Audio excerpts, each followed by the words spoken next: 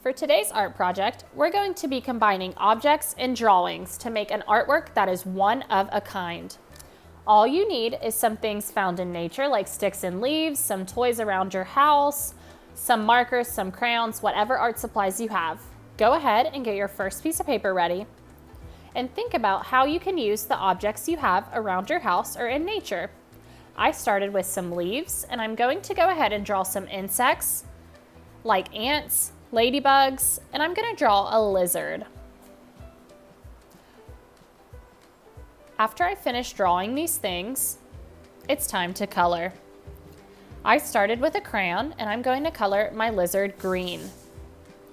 You can go ahead and color the rest of your insects or whatever you chose to draw for your object.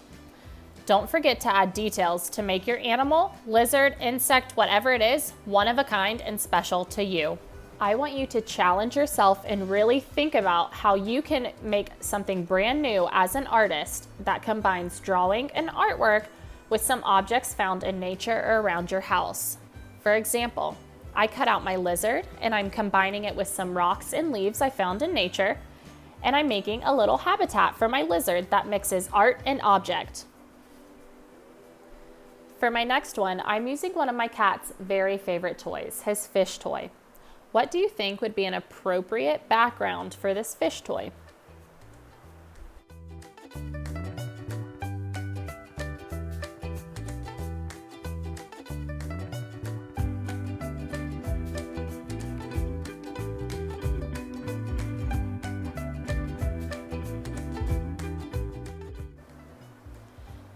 When you're drawing, I suggest starting with a pencil or a Sharpie. I started with a Sharpie and I added all details to my drawing that would help my object look appropriate. For example, I drew an underwater scene with a pirate ship.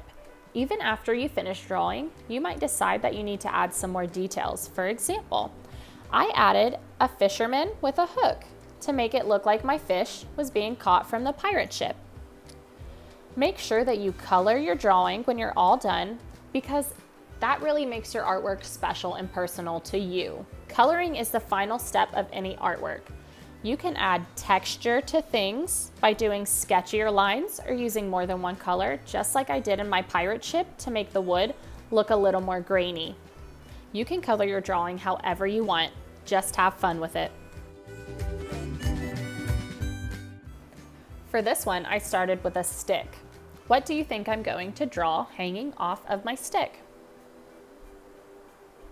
If you guessed monkey, then you are correct. Now, you don't have to draw a monkey. You can draw whatever you want. If you have some more creative and fun ideas than I do for this stick, I want you to explore every single idea that you have. It's okay to make mistakes. It's okay to be creative. It's okay to take risks. Don't be afraid to take chances. Make sure that you draw some fun details like I did. For example, I drew my monkey holding a banana. I added some leaves to my stick to make it look a little more like a vine. It's okay if you mess up or move your object. Just try your very best.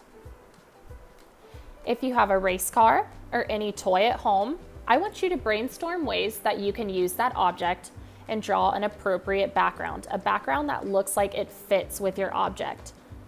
I decided that I was going to draw my race car winning first place after a big race.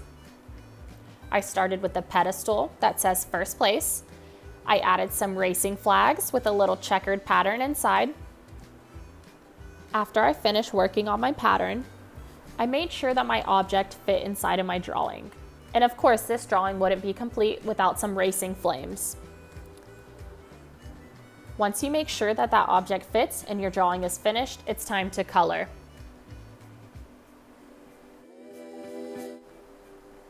For my final example, I broke off some little pieces from the stick I used to draw my monkey earlier, and I decided that I was going to use that to draw a little campfire and a campsite. I started with my fire, I drew my tent, I added some starry night sky details. Of course, I drew the horizon line so it didn't look like my objects were just floating. I drew some trees. If you overlap those trees, it makes some look bigger and some look smaller. You can even add some texture lines into those trees to make them look just a little bit more realistic. and of course, the moon in the sky. If you need to go back and add any more details, you can. It's completely fine. I really want you to challenge yourself and think about all those little details you can add to your artwork to make it look like it's a whole scene, like it's a finished product. For example, I decided to add a little flashlight to my drawing. I combined some rocks along with those sticks to add the mashup of the drawing and the object. I added a lantern. What are some other things that you could add? For example, could you add a pattern to the tent? Could you add some texture to the grass? When you really take your time, get creative, take risks and chances as an artist, your artwork becomes more special and one of a kind. Again, you can add texture to objects by doing sketchier lines, adding more than one color, highlighting certain details like I'm doing in the fire, in the trees. Pay attention to the way that you color things as well. If you use markers and just scribble scrabble all over, it might look a little bit messy.